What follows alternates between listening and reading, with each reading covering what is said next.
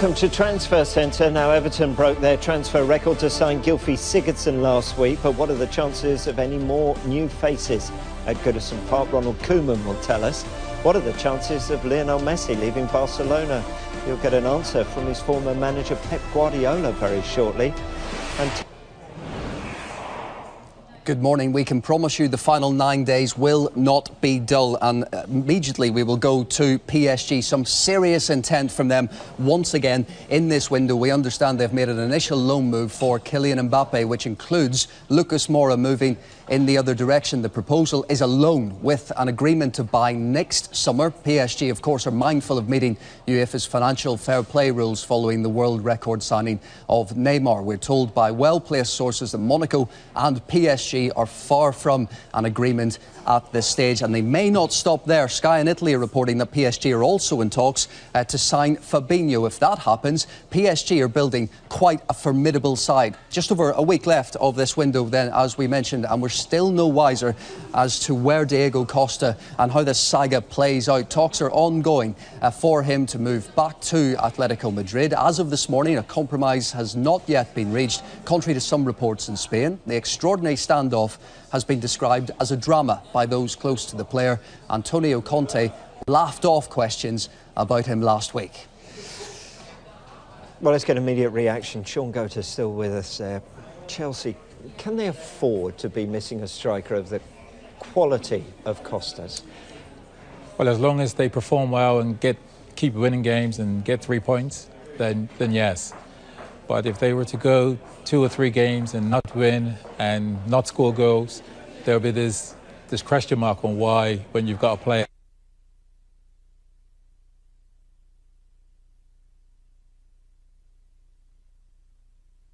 negotiate and sort some deal. He's a quality. He's one of those you love him or loathe him type of player he is. But this is unreal. He's dictating to the club that this is the deal that he wants, and he wants away, and that they basically now need to make it happen. I can't see a win for Diego Costa, and so I'm intrigued to see exactly what Chelsea do throughout this period. It's interesting what you said there, just very briefly, because I want to ask you about his replacement. But as a player, if you're in that Chelsea squad, whose side would you be on, Diego Costa's or Antonio Conte's? Well, as players, you're going to support. You have support for your fellow teammates, but he's not there, so therefore the more support is going to the manager, Conte. So they brought in Morata, obviously to be their frontline replacement for Diego Costa. He's had spells at 2 of the biggest clubs in Italy, yes, and in Spain as well. But very rarely has he been the #1 choice frontline man. Can he handle that? I think so. This is what he wanted. He wanted away from Real Madrid because he wanted more first-team football. He obviously wanted an occasion where it's a big team. Chelsea are a big team, European team as well. So this is the platform for him.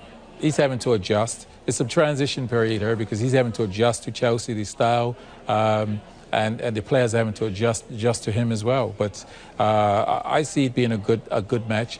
The other striker, whose name Batshuayi. Yes, thank you. I think he's scored the own goal, but I think once he gets over that, he's a very good striker, and I think between those two can do very well or will do very well for Chelsea. But yeah, Morata, I think, just needs to he'll get himself a few goals, and the players will adjust to his style, and he'll lead the line very well.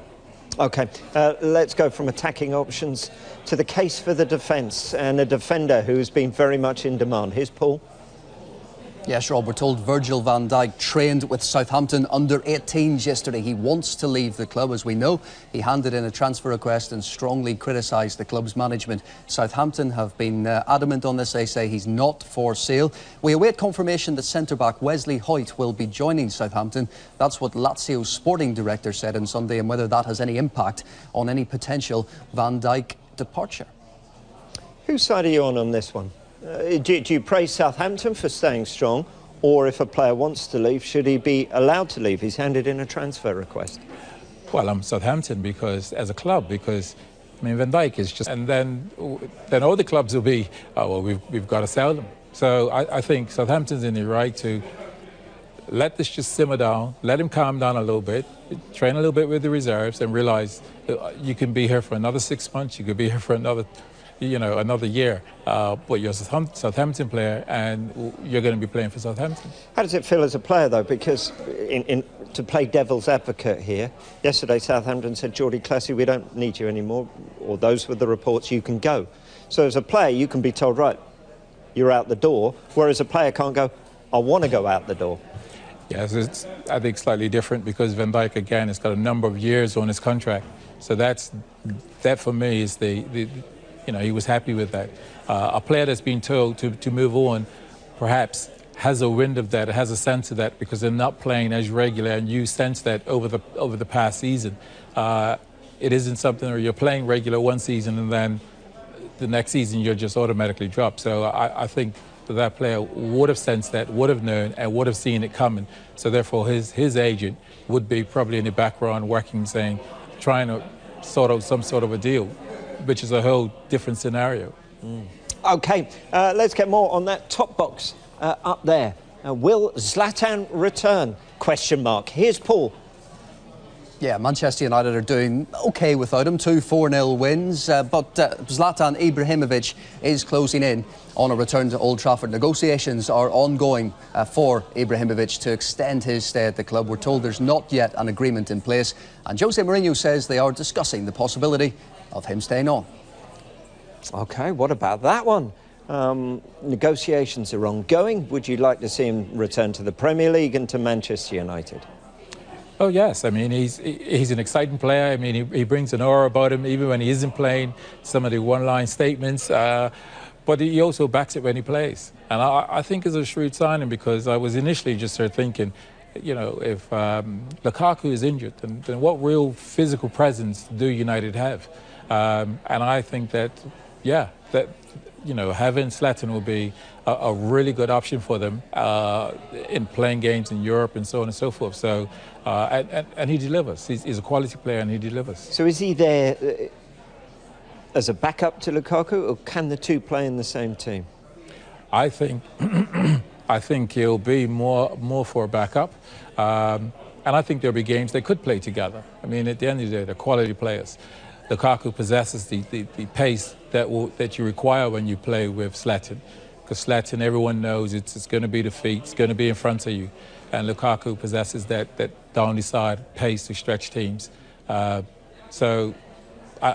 at times I think they could play together, but I initially think it'd be a one-for-one competing situation. Exciting times if you happen to be a Manchester United team, frightening times if you happen to be on the opposition. Now, the future of Philippe Coutinho has been the subject of plenty of debate this summer. A deadline set by Barcelona to accept their latest bid of £118 million passed on Sunday night. Liverpool are adamant the forward is not for sale. Jamie Carragher thinks he won't be sold. However, speaking on Monday Night Football, Carragher believes it could have been a very different story had things gone another way earlier this summer. I don't think there's any doubt now. I think, to be honest, I was thinking about, I said a few weeks ago, they can't sell him, they can't do that. The problem is, it become more about political rather than the actual business of it, I think, in terms of Liverpool have had such a poor window. They couldn't be seen to letting go of him. Now, if Liverpool's 3 big targets of Van Dijk, Keita and Salah, if they'd got them in the door, I'm not saying, yes, sell him, but it may have been easier to prize him away. And even Liverpool supporters may have thought 120 million for Philippe Coutinho, and then you could still go and spend that with 2 or 3 weeks of the window to go. But they were never going to sell him on the fact that they hadn't brought enough players in.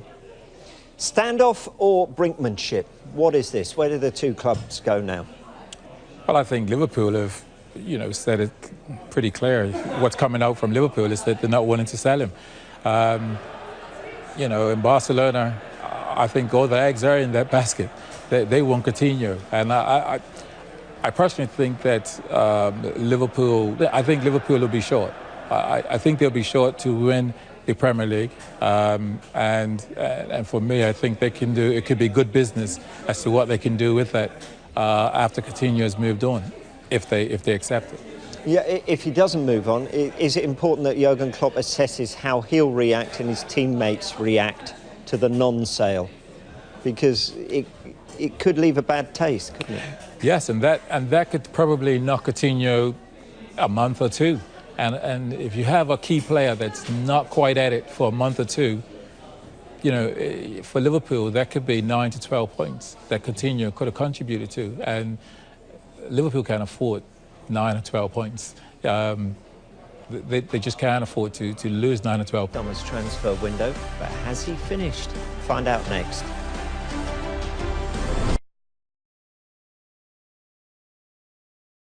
Blog for all the latest deals. That's on our website and digital devices. Now to Arsenal, and they continue to try and sell players. We can expect more departures in the next 9 days. Will Jack Wilshere be one of them, or can he still have a future at the Emirates? At this stage, we're not aware of any formal offers for the England international. He was sent off for their under-23s last night after reacting to a late tackle from Manchester City player Matthew Smith. A more concrete move should see John Torrell leave for Hull City. We understand a deal is close and the medical is today. Interesting. Jack Wilshere, there is no denying his ability, but he's been cursed by these injuries. That red card most probably born out of frustration last night, wasn't it, really? What does the future hold for him? Yeah, it's sort of unknown because, again, the ability that he has, he possesses, and he gets caught up in all this, and there's probably frustration from himself that, you know, the season's kicked off and he's having to be recuperating and coming from an injury. What the future holds, and I think that's the same with Wilshere. He puts himself in these positions of launching for balls, of dribbling, driving forward. It's gone a little too far, and then he you know, trying to recoup that ball or keep that ball, he's launched, and therefore an injury comes, and then he's out for a number of weeks, and then he's having to get himself going again. But in terms of ability, I mean, he's a top quality player, possesses, you know, the qualities you want in a modern day footballer. Dribbling, yes, can produce more goals, but in terms of driving and asking questions of midfield and spreading balls, moving it left to right, he's quality. But it begs the question, if, and it is still a big if Arsenal were to let him go, where does he go? He had the loan spell at Bournemouth. Would any of the top 5 be interested in England? Or would he have to go abroad to find the level that he should be playing at? Probably abroad, because he's been at Arsenal, and I think that when they see his CV come through, I think they'll just see the injuries.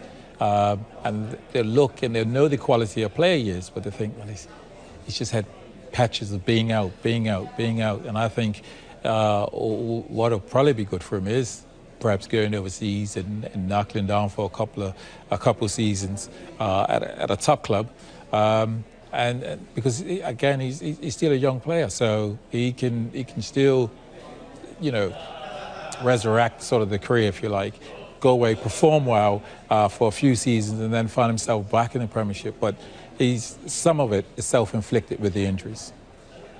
OK, let's get more, shall we? Here's Paul.